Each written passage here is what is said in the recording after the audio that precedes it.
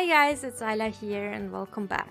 So in this clip we are going to learn how and which options we do have in RFM to set member eccentricities.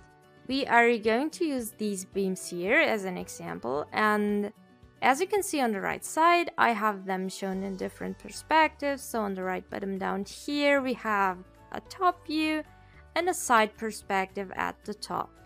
Now let's say the structural planes of these beam members here in the middle should not be connected at the web of the other members as they currently do, but they should be connected over a certain offset or by a certain distance. First, I'm gonna select these beams in the middle here with press Ctrl key, and then with double clicking we can open the Edit Member dialog box. Up here we can find in the Options tab Member Eccentricities, and if we click on the right side here we will enter a new dialog box to create a new eccentricity. So basically we have two options. We can set either an absolute offset or a relative offset. With the absolute offset we can manually enter a certain value, for instance in reference to the global axis, as the absolute distance to the previously used system lines.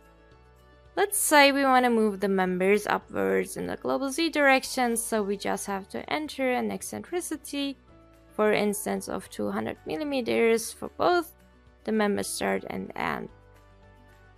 Then we click OK, and now if you have a look here at the side perspective, if I click OK once again, the beams are getting placed upwards. In the wireframe model we can see that even better, so here you can see the connection. The option relative offset allows us to create eccentricities for certain members depending on adjacent members. For the case that these members here in the middle should be flush with the other two beams on the right and left side, we can use this option. We can also enter the dialog for eccentricities directly using the project navigator with the right click on member eccentricity, and then we choose new member eccentricity. So by defining the point in the middle of the top flange, as shown in the figure on the right side, we can attach the middle beam members with their top edges to the other beams. So we click here on transverse offset and then choose the reference member out of the model, and then as axis offset we select the middle point down here. So right now we have created the eccentricity, and as a next step we have to assign it to the members. We can do this with right click and then choose Assign Members graphically. In order to select the entire beam member, try to click in the middle of the members, like here, and then we click OK once again. So as you can see, the beams are automatically moved and we've just created a flash connection between the members. It's also possible to edit the eccentricities if we right click and then choose Edit. Let's say this time we need that the bottom edges are connected to the top edges of the other members. Then we click OK once again. In the relative offset dialog section, there is additionally the option of actual offset down here, which allows you to connect members eccentrically to the flange of members.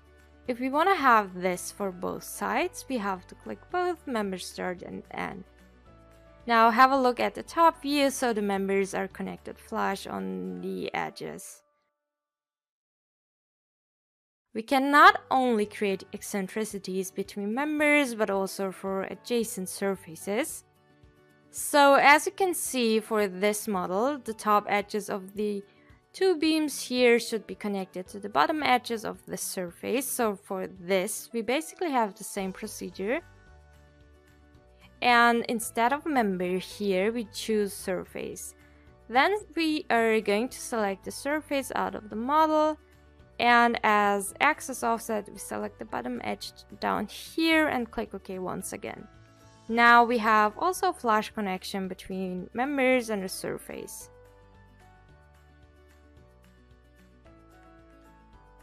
As the last part of this video, I also want to show you what you do have to consider during your calculations For that, I've prepared a very simple example. You can see here two B members. The first one has an eccentric connection here at the supports, and the second one does not.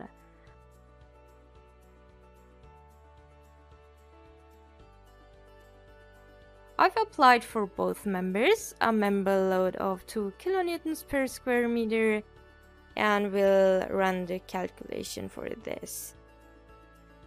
If we have a look on the results now, you will notice that the first member has boundary moments and the second does not. So this is caused by the eccentricity, as in the background a connection to the original node is created. So please don't forget to consider this point. And thank you for watching, and if you like this video, don't forget to like and subscribe.